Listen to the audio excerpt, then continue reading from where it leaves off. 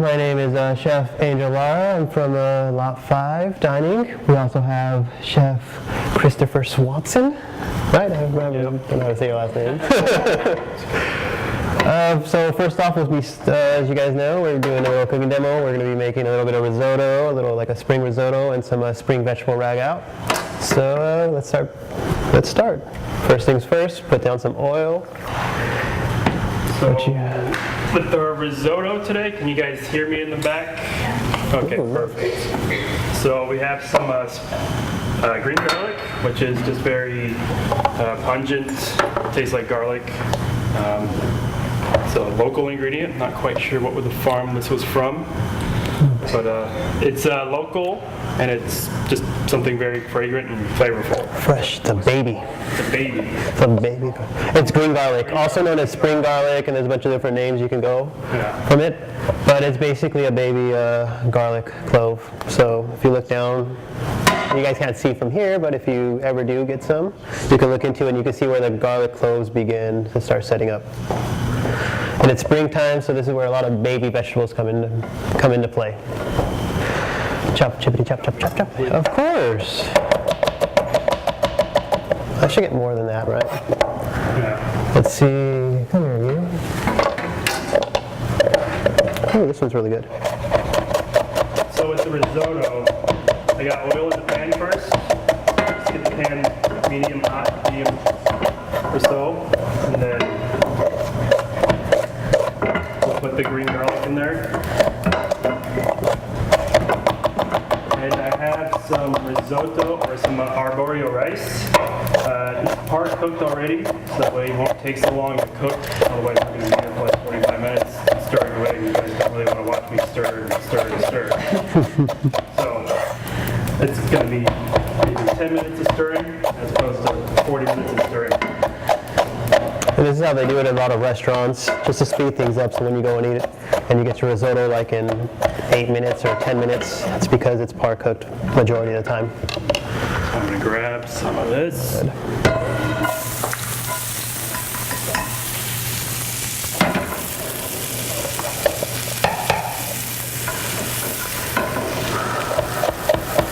And with the green garlic, you just want to sweat it until it's pretty much translucent. You want to make sure you don't burn it or anything, otherwise it tastes really kind of bitter. You want to preserve the flavor, the freshness of the green garlic.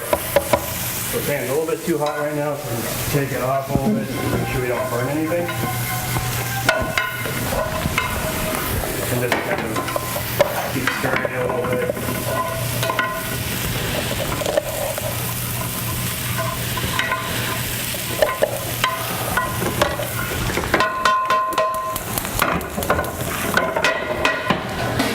Now we can start adding some of our par-cooked arborio rice. And a big bowl of arborio.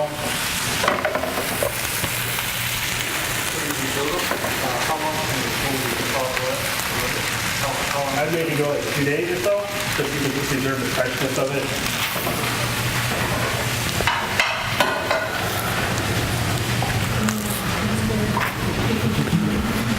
One thing to remember is risotto is actually a cooking method. So you can risotto anything like root vegetables like parsnips, or you can do like a sushi risotto with sushi rice, whatever.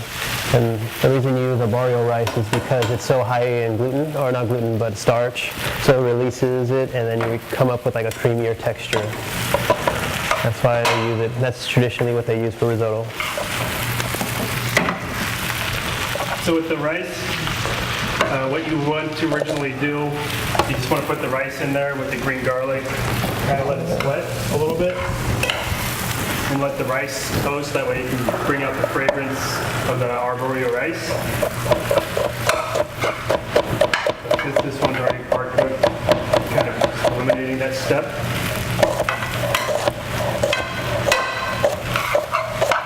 So just want to incorporate all the green garlic with the rest of this risotto here. Rice.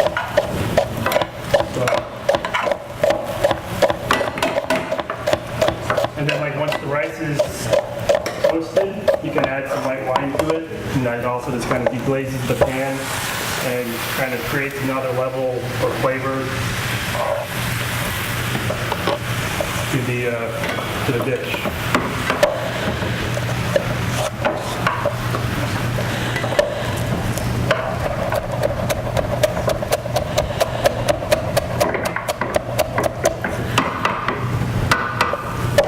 And then we can start adding some of our broth to this. We just have some vegetable broth right here. Yesterday I made some vegetable broth with some of the asparagus stems and some leeks, and then kind of sweated that and then simmered it for like an hour or so, and then parked up the risotto with that. But you're pretty much just adding batches of hot liquid to the risotto, to the dish, just to kind of bring out, let the arborio rice kind of swell, and just keep adding it until it swells and swells and swells. And then you keep stirring it, and that way it brings out the starch of the rice.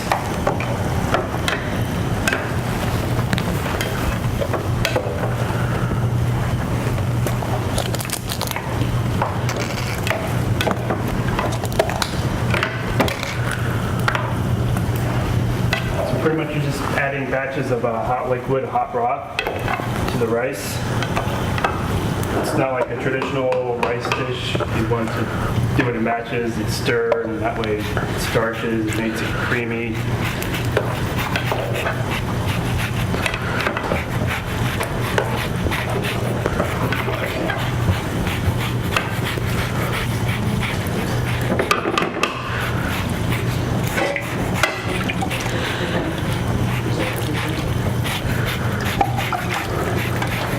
Adding a little bit more broth to this.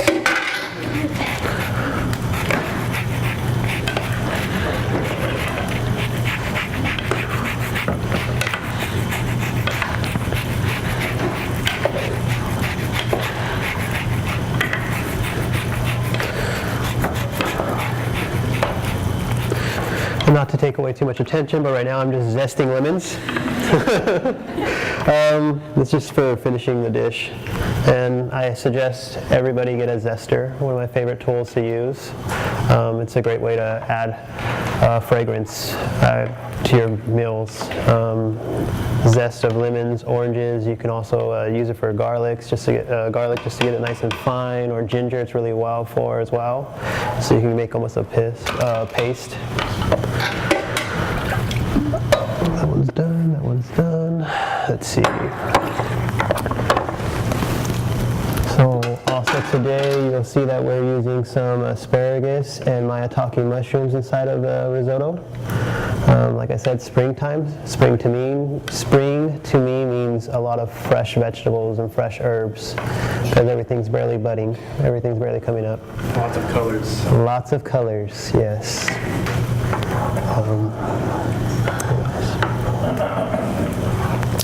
Any questions at this time or concerns? Do you rinse the rice before you use it? No, I don't like to rinse it at all. Like I said, you want to save all the starch, and when you rinse it, you're just going to release all the starch.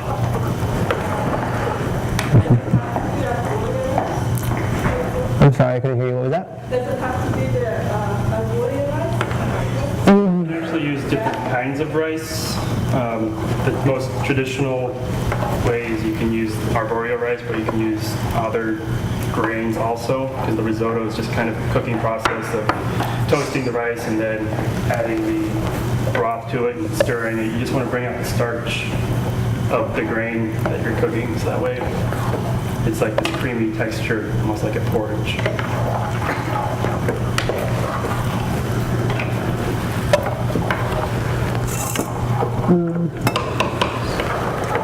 Some of the other vegetables we're using today is baby fennel. Like I said, it's exactly what it is. It's baby fennel. It's when fennel is barely sprouting up. It's coming up. Also, we had some fresh peas in a pot, and these we had to check them ourselves. So you guys are special. Yeah. So just the process of actually chucking it is you have to open them up. and just like drain them out or just take them out. So think about that next time you get a bag of peas, like someone has to do that or a machine has to do that, I guess. Very labor intensive, but it makes for a better product, way better product. Also today we're also using some fava beans. You guys really can't see it from there. I'm not sure where the camera's set up. Right here? Right here? Hey, look at that. Fava beans. These things are also in a shell, similar to the peas. They're just a lot bigger. I don't know if you guys ever used them before, but you have to take them out, then you have to blanch them and then take off the skin, or you could eat it with the skin on, but from my background, I've always taken off the skin, so that's what I did today. We also have cherry tomatoes. I'm pretty sure you guys have seen cherry tomatoes before. Some baby sunburst squash. You know, lots of colors, like I said. We also have a rainbow carrot mix, which are exactly what it sounds like, rainbow carrots. A bunch of different colors of carrots. You have white, yellow, purple, and orange. And I don't know if you guys know this, but orange isn't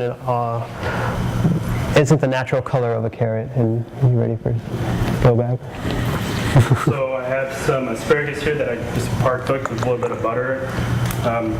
I sliced it really nice and thin, so that way it cooks a little bit faster when you saute it in some butter. That way you don't have to worry about blanching it, and then kind of lose a lot of flavor also when you blanch it. So I just kind of try to preserve the flavor of some fresh asparagus. We'll do half of that. And we also have some maitake mushrooms.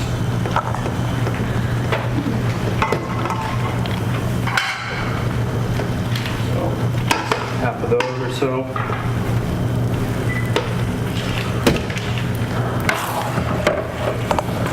And you just kind of fold it in, work it in there a little bit. And you guys can see how creamy the rice is from all that starch and all the stirring and working it, making sure that it comes out. And then the best part is adding a bunch of butter to this. Butter, butter, butter. This kind of brings like another level of this. But it just makes it creamy and just kind of really brings out the flavor of the dish. And if you guys think that's a lot of butter, just wait and see.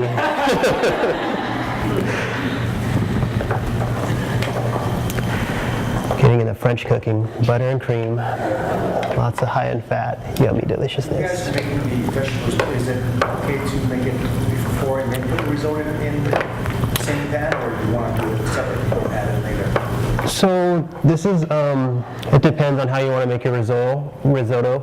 What we're doing here is kind of making two kind of dishes. So this one will be a ragu, which is basically got a stewing method or a cooking in a broth method. And the way I do it is quick and fresh and friendly. So for this dish, they'll be separate, but you can also incorporate all the vegetables in there.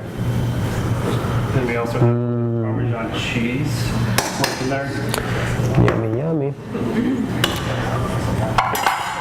Now, if you think that's a lot, like I said, but remember, you're serving everybody here, so it's not really that much when you actually think about it. Each of you guys are getting maybe like a tablespoon of Parmesan, or two.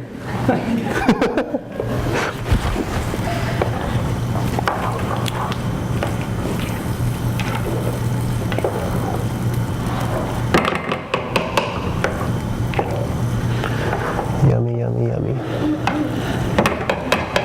It's almost done. Add a little bit of parsley to this. Give it a little bit of color.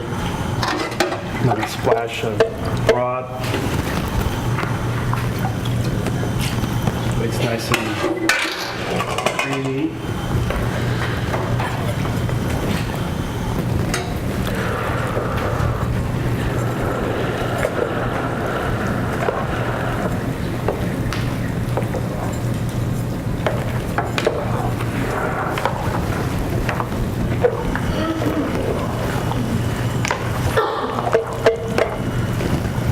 So it's a good workout also for your arms.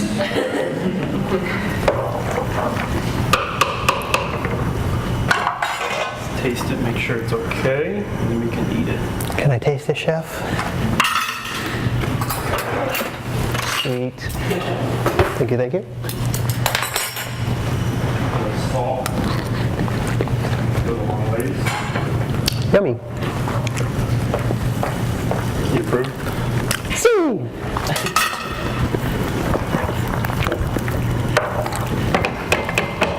So you just want to, you don't overcook the arboreal rice. You just want to make sure it's kind of al dente. It's still like a spike to it. They're not like super crunchy. This way it still has some texture.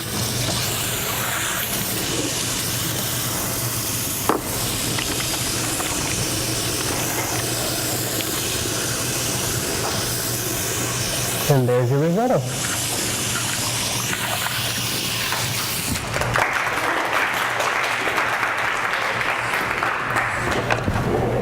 All right.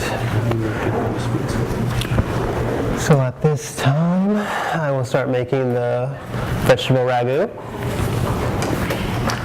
So what I have here is a big pan. I like to get it nice and smoking hot so that everything moves quickly.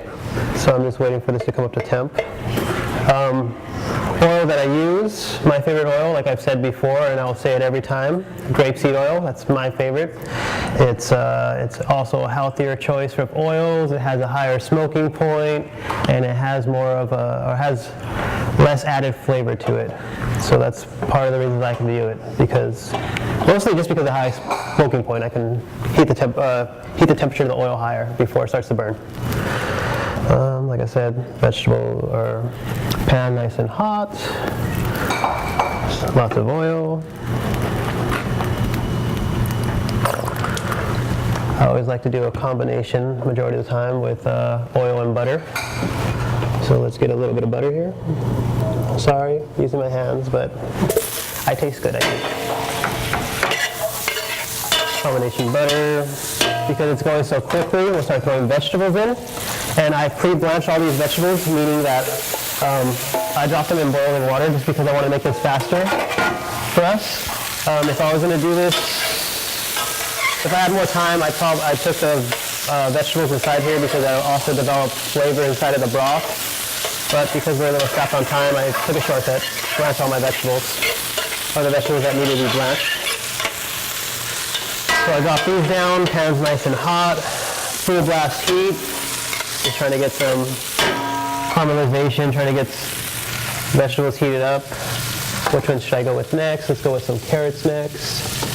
So like if I was doing this from a raw state, I'd always pick the vegetables that take longer to cook. And that's how I cook this. Always thinking of the timing of everything. So lots of beautiful colors, right? Lots of carrots here.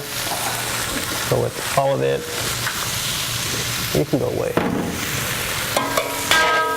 Now my pan's getting cold. So basically I'm just trying to reheat everything at this point because I already pre-blanched everything. Like I said, it's boiling water, you drop them in until they're al dente, you pull them out and you drop them back into an ice bath, which is ice water, so it shocks them and it cools them completely and you're not going to overcook them. Let's see, I have some time. Let me still my pan over here. Real quick. I'm going to steal your pan, chef.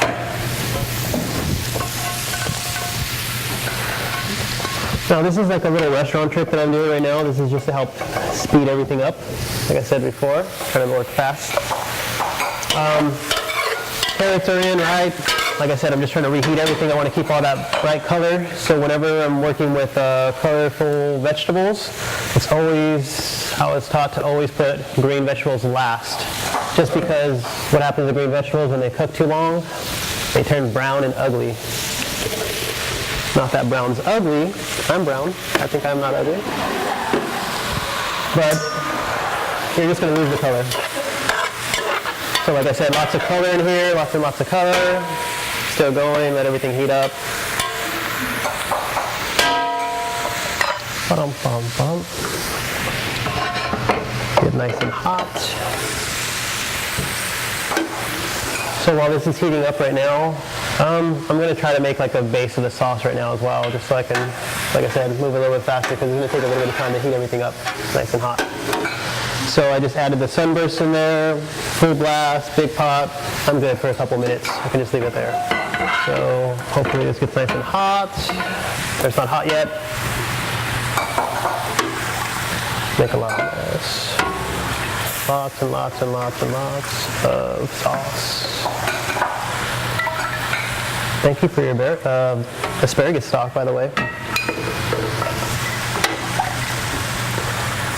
So what I'm doing here is adding a bunch of the broth, veggie broth, and then I'm going to melt it with butter.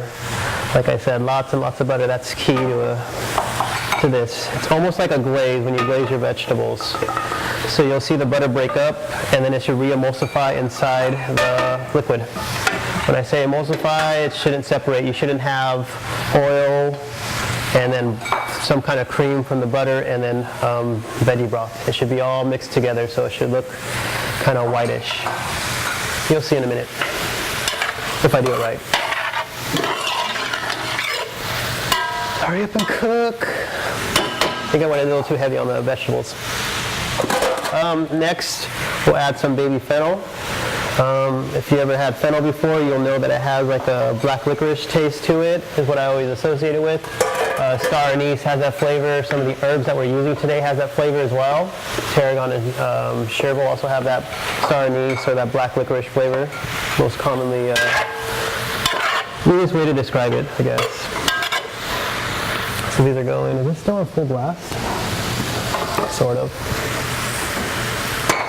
Weak sauce. So these are heating up, heating up, heating up, heating up.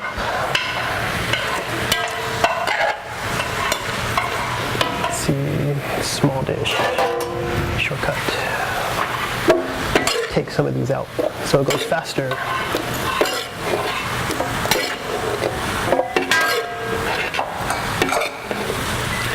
If you look at my recipe, that when I wrote this, it's counted out individually from fava beans to peas and everything else like that. The reason I do that is because when I used to work at other places, that's how I used to describe it to my cooks.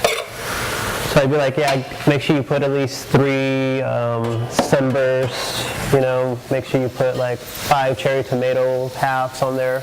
So that's kind of why I wrote the recipe out like that. And like I said, they're individual, so it's easier to count out for me. That one's it's not hot. That one hotter? Oh, all right, fine.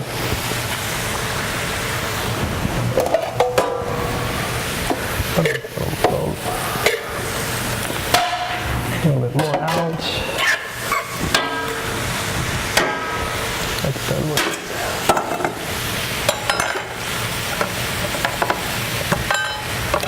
So I'll cut a lemon in half.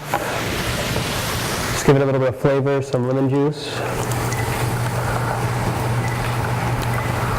Majority of the time when I make dishes, I always like to balance things out. A little bit of acid, a little bit of salt, a little bit of spicy maybe, a little bit of bitter, and a little bit of sweet. Lemon juice. Maybe one more because we have a lot of vegetables.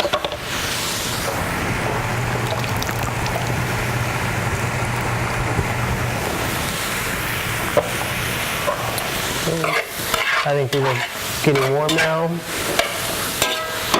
Add the rest of the vegetables. My finishers are peas, like I said, green vegetables. The cherry tomatoes, I waited till the last part because I wanted them clean and crisp still. I want a fresh tomato taste to it. Lots of beautiful colors. I left out the black carrots because they're going to make my sauce look all purple. I'm going to make my vegetables look all purple, so I didn't want everything to be all purple. Fava beans, you guys can have them all. Let's see, a little bit more green, huh? Why not? That's done with. Beautiful colors, yellow, green, red, orange, everything.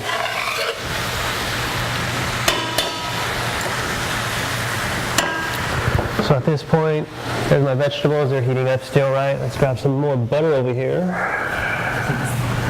All right, let's find out how much butter it takes to make this sauce, right? Just 1 scoop. maybe 2 scoops, maybe 3 scoops. So, maybe enough. Let's go again. More. So if you look on there, it has like on the recipe, what was the amount I put? 6 ounces of butter, yep, to 1.5 cups of chicken broth, which might be a little bit more, but I think that sounded about right. So like I said, I'm just stirring this around. I need it to heat up, I need it to melt together, and everything should come back together, it'll tighten up.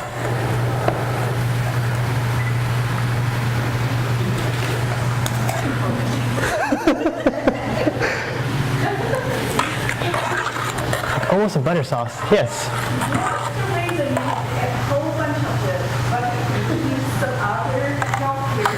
If I wanted to go healthier, I'd probably go with cream.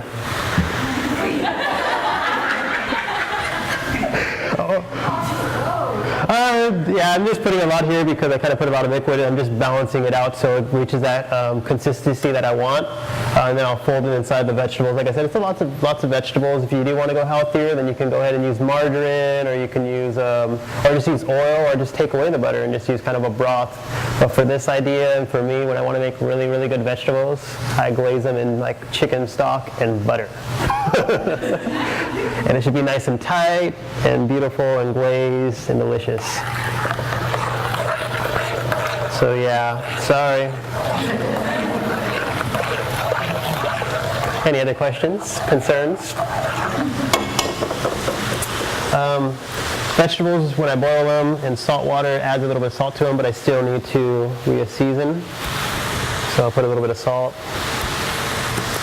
Is that like 3 pinches? 3.5. A pinch of pepper. I don't really like to mix my pepper and salt because I can't control the amount of pepper I'm putting in here. And I don't like too much pepper in my food unless I'm making something spicy or it's like a pepper crusted something or other, or like a pepper corn sauce or something. So if you look now, like it's kind of getting emulsified in there. It's a little buttery, liquidy stuff. Vegetables are still heating up. I'll marry the two together. Be a delicious ragu of vegetables. We'll spoon it over the risotto and we'll be all done. Oh, I forgot my fresh herbs too, but it's fine. I still want to put more butter in here. Wait, should I? You guys okay with that, or? Yes? All right, let's do it. I told you I was gonna put all the butter in there. So like this is like I said, like to me it just screams French cooking, because a lot of French food has a lot of cream and butter in it. Not all of it. I'm not trying to stereotype it at all, but a lot of it does, or a lot of it has a lot of fatty products in it. So it's getting there. Mix it all up. Vegetables are getting nice and warm. Right. Yummy, yummy, yummy.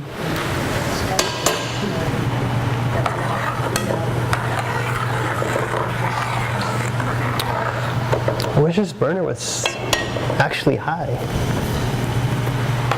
So low. So a spoon. I'll rinse my hands real quick and we'll finish it up. Time.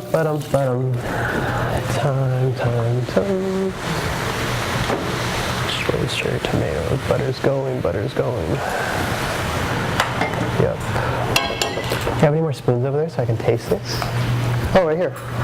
Are these dirty? Yeah. Is this from your mouth? Or from my mouth? There you go. Almost there.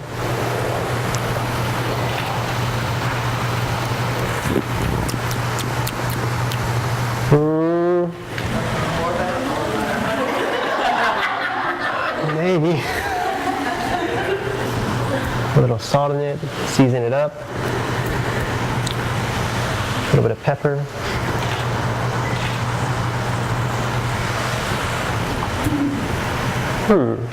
More butter? I'm sorry, your risotto's getting cold. I feel bad now. It took longer than I thought.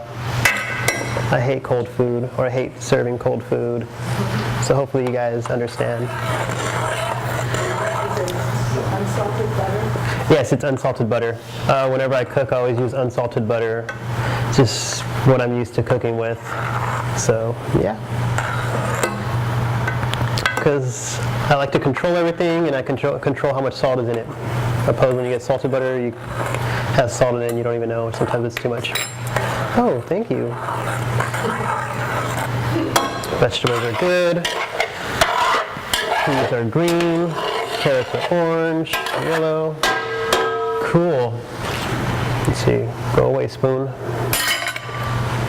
One more time. Yeah.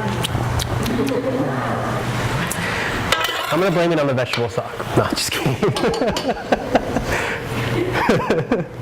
No, but when I do this, I'm always using chicken stock, and I switch. Like even on the recipe, it says chicken stock, and there's a certain depth and flavor that comes from the chicken bones, opposed to vegetable stock that you can't really reach that unless you're like roasting your vegetables, and you have to have a really good veggie broth recipe. I mean, like really complicated, complex, and it's only been like one veggie stock recipe that I really liked ever. All right, I still want to add more butter, but I'm over it. No. Okay, we'll add more butter, and then we'll put in the vegetables, and we'll finish it right there, okay? Promise you, that's it. It's the last of it, I know. I feel like I'm just like playing on a joke now at this point, like just overdoing it. So that's good enough. Butter, butter, butter. Just remember, I'm doing it for you guys, not for me. All right, that's good. Why not? Oh wait. Everyone take out your phone, we can Snapchat this, Facebook this, Instagram, all those other social media stuff. Just add it in there like that. Boom, boom, boom. Chef, will you help me taste this? Tell me if I need more salt, more love. By love, I mean butter.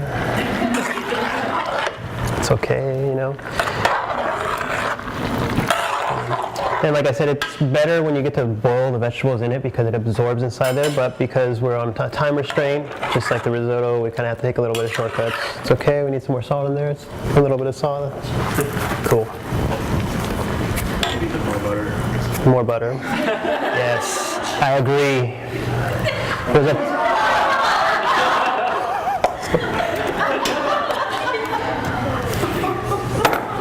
We're in French cooking, It's in French. That's the reason, they're like the creator of cuisine. They're not the creators, but they're known as creating it, right? So this is only one part of it too. This isn't a complete dish until you add your fresh herbs on top of it. So this is good here. Almost done. Let's go. Melt, butter, melt, butter, melt. All right. Let's serve this now, huh?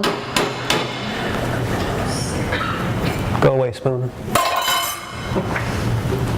Oh wait, I need you still. We're serving.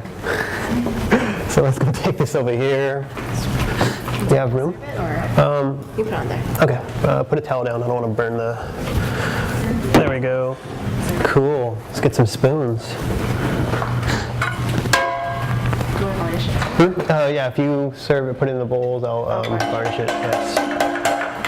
I made a lot of vegetables. Kill the heat, kill the heat. Let me get a little mixing bowl. Where'd you go? All the way over here.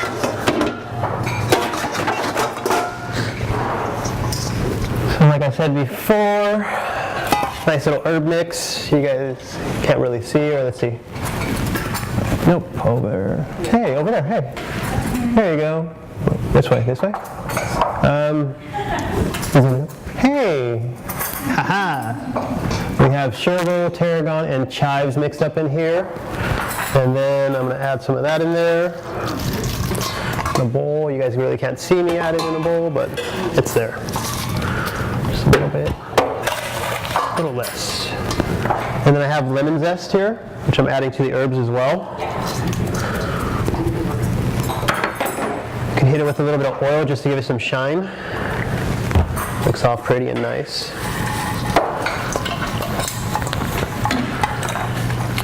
Hey.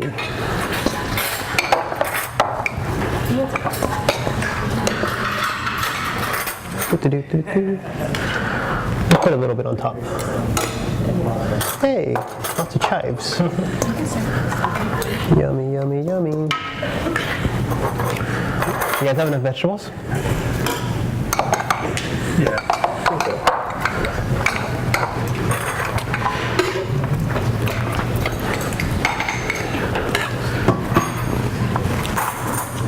Good job, guys. Awesome. So that's everything inside the dish. So hopefully you guys like it. You know, if there's if you have any questions, please feel free to ask at this time. Put a little pinch on top, please, of all the complete ones. Just a little pinch. Yeah, he's gonna grind them in. Okay. There we go. A little pinch, a little piece here, Risotto can. a little piece here.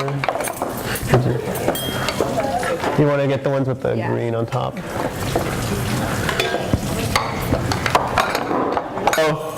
First of all, a huge round of applause for our chefs here, Chef Kid and Chef Angel. Proving, of course, that there's no such thing as too much butter in a recipe. So with the rest of this afternoon, while you enjoy the risotto and the ragu, we are going to be doing just a brief presentation. I think it's not going to be mirrored up here, so if you want to direct your attention back and forth, however you want to do it, there's going to be a short little PowerPoint up here talking about sustainable dining here at UCI and Earth Week, which is coming up next week, which is exciting, and there's some great events going on that for staff and faculty we'd love to see you come out. So just a couple quick highlights, and I know some faces here I've seen before at Health and Fitness Fridays when they're not the Tuesday edition, and when we've done sustainability updates. So some of this might be a bit of a refresher, but here at UCI we have two different criteria for sustainable foods that we follow.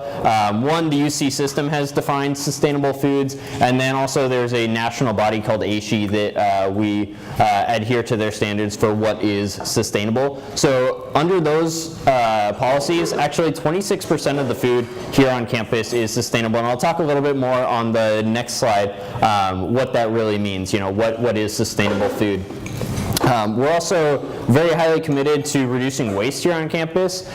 So actually all of our dining halls are zero waste facilities, meaning that less than 5% of all the solid waste from those facilities goes to landfill. 95% or more either gets recycled or composted. In addition to the three dining halls, we have a couple of our retail locations that are zero waste as well. We do a variety of reusable programs, including not just the reusable to-go program that's mentioned up there, but also, for instance, reusable cup and mug and bottle discounts at our dining locations for both coffee as well as for fountain beverages. And then just a couple other things I just want to highlight real quick. Green Captain program, we do have a team of employees, actually student employees for our dining services that on top of being stellar employees in their locations, they're also looking out in their locations day to day for areas to improve as far as sustainability, and then we meet up and work on those initiatives. So they're the eyes and ears, and a lot of credit goes to them for the successes for sustainability for UCI Dining. And then of course we've got sustainability events that we do as well. So just circling back there to sustainable foods, what is sustainable foods? Well, we've got local foods, which is less than 250 miles from the campus, and we'll have a little bit later on in the presentation about a exciting farm to fork meal that we're doing at both Lot 5 and Pippin Commons next week. It's also organic foods, and cage-free eggs, for instance, that all the eggs used here at UC Irvine are all cage-free, and a variety of other things as well. Fair trade, Rainforest Alliance certified coffees and chocolates and things like that as well. So again, that's 26% of our food purchases right now, and we are, constantly working on expanding that. Zero waste dining, I mentioned, we've got the zero waste dining halls here at UCI, which is always something to be excited and proud about, being part of a campus that is that committed to reducing waste. When I mentioned, I said, it either gets recycled or composted, I kind of simplified a little bit. So rather than a traditional, you might picture, like a pile that, gets composted, turns into, fertilizer essentially, a soil amendment.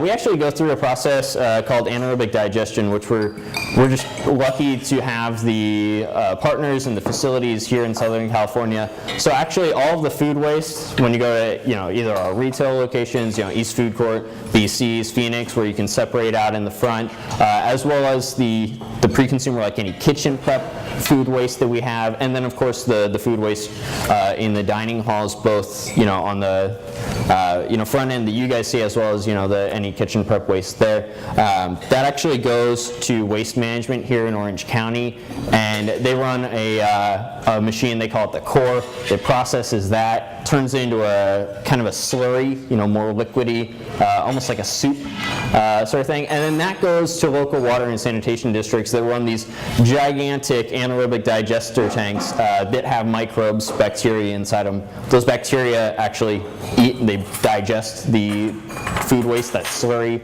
and they produce biogases as part of their life cycle. That in turn gets used to generate electricity that powers the water treatment facilities down here in Southern California.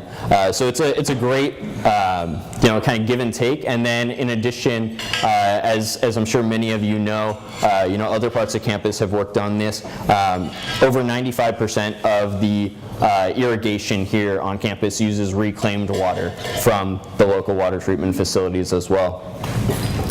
So just moving into Green Captain initiatives, there's a variety of things our Green Captains have done here at UC Irvine. It's a moment to be proud of the students that have passed through and graduated, as well as the ones that work here presently. So for instance, if you go to Panda Express and if they ever ask you, would you like a plate instead of a to-go container, they're doing that because a plate is actually a third of the material as a to-go container, and you're helping to reduce waste by choosing a plate. Or if you go to a location and they remind you that there's a reusable discount, bring your mug next time, that type of thing. Again, they're really, focused on sustainability. And one of the things that we had earlier this year that we're looking at refreshing, revamping, bringing back again next year is a way to really engage with employees in our dining locations. We called it Ask Us About, and then a variety of different topics. So for instance, we talked about sustainable foods with some of our guests, and all it was, really simple, but a great effective way to communicate is having a badge that says, ask me about sustainable foods, ask me about food insecurity. And so when we bring that back and make changes, that type of thing, in the fall, we hope that many of you will take that opportunity to engage with our employees about sustainability and learn a little bit more than we can share with you in just a quick 15-20 minute presentation. So moving on to sustainability events for the spring. First, we do an event in our residential dining because it's great that none of the food waste is going to landfill, but we still want to reduce the food waste that's produced. I think everyone here knows how important that is. So on our end in the kitchens, we're always working on reducing that waste, but there's also waste that gets left on dishes from whether it's staff or faculty or students, whoever dining in those facilities. And so we do an event called Weigh the Waste, where we actually, instead of people just dropping off their dishes and us separating the food waste in the back and having that get picked up by waste management and go through that process, we actually bring out a set of bins in the front, and everyone who's dining with us that evening separates the food waste, gets to really understand how much food waste there is. We post up the results and we share that with the community, both in the location as well as we post to Instagram and things like that. But one of the things that you can look forward to in May as well, if you're dining in our Dining Commons on campus, whether it's Pippin or Brandywine or Lot 5, is we'll be rolling out some new information about how much it really adds up to over the course of a year. If, for instance, we go from where we are now, which is already fantastic, about 1.13 ounces per person of food waste, waste, if we went from there to 0, it actually saves over 50 tons of food over the course of the year, and that's quite a staggering amount.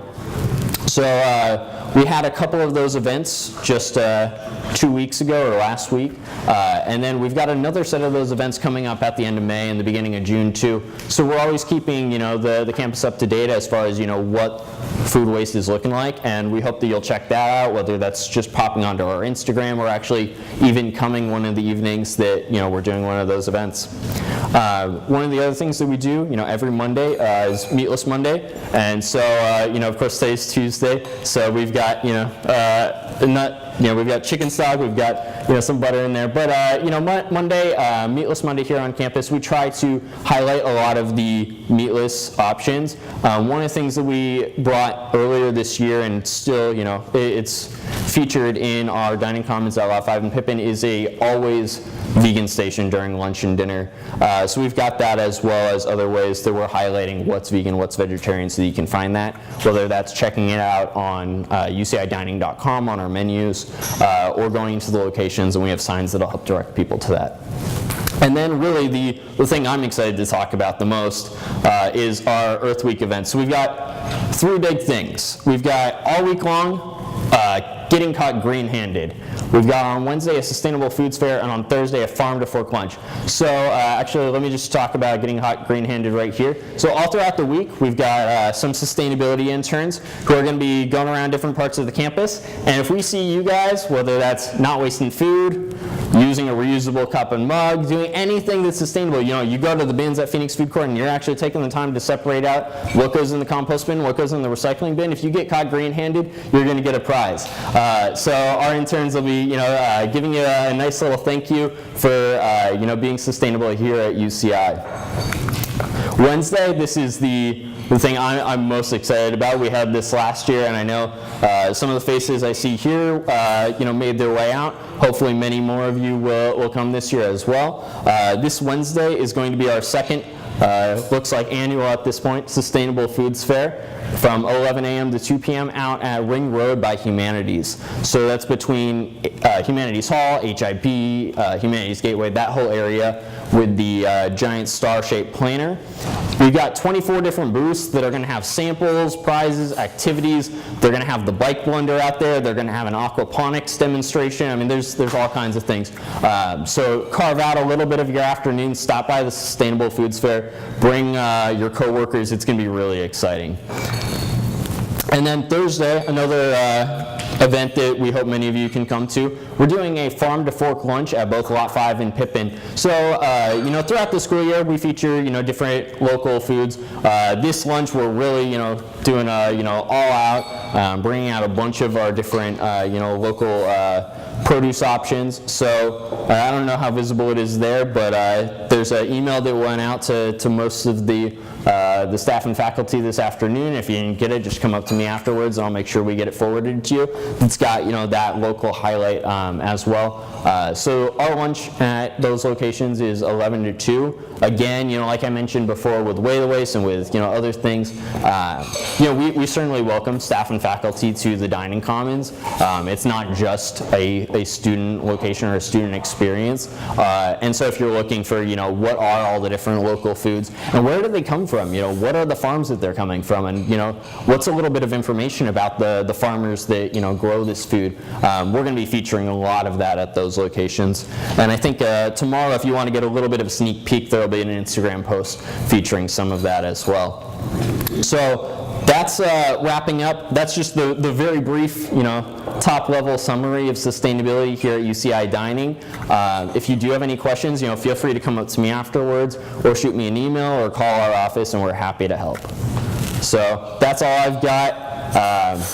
If you're still eating, enjoy the rest of it. We've got recipe cards there for you to recreate, some of the food that you enjoyed today, and we hope you had a good time. Thank you. Thank you.